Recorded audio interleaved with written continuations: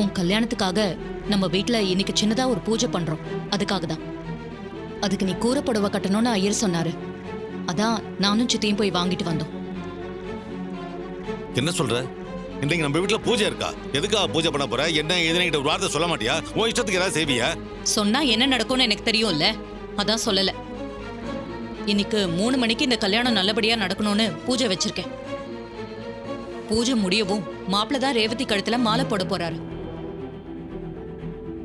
ஆனா இதுக்கு முன்னாடி ரேவதி கல்யாணத்துக்கு கூட இந்த மாதிரி பூஜை எதுவும் பண்ணலையேம்மா.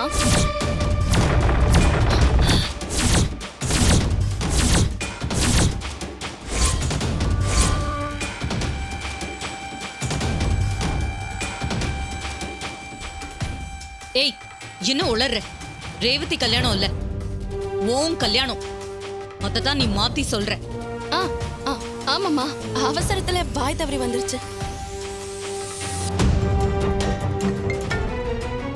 சொல்லுங்க. சகல, உங்ககிட்ட ஒரு முக்கியமான விஷயம் சொல்லப்பா. என்ன விஷயம்? எப்பா, ரேவதிக்கும் அந்த டூப்ளிகேட்டுக்கும் கல்யாணம் நடக்கணும்னு அத்தை ஏதோ பூஜை பண்றாங்களாப்பா திரும்பவும். என்ன பூஜை? அது என்னன்னு தெரியல சகல. ஆனா பூஜை 3 மணில இருந்து 4 மணிக்குள்ள பண்ணணும்னு சும்மா வெறுப்பேத்திக்கிட்டு இருக்காங்க. அதுல ஏதோ இந்த டுபாக்கூர் ரேவதி கழுத்துல மாலை போடணுமாப்பா.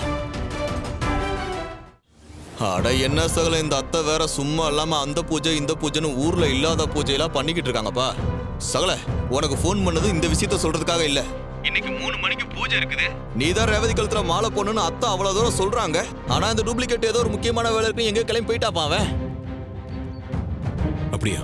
சகல, நீ யோசிக்கிற மாதிரி தான் நானும் யோசிச்சேன். எதுக்கும் இந்த மேட்டர் உன் காதுல போட்டு வச்சிருந்தா சகல உனக்கு போன் பண்ணேன். அது என்ன எதுன்னு நீ கொஞ்சம் பாத்துக்க. சரிங்க, நான் பாத்துக்கிறேன்.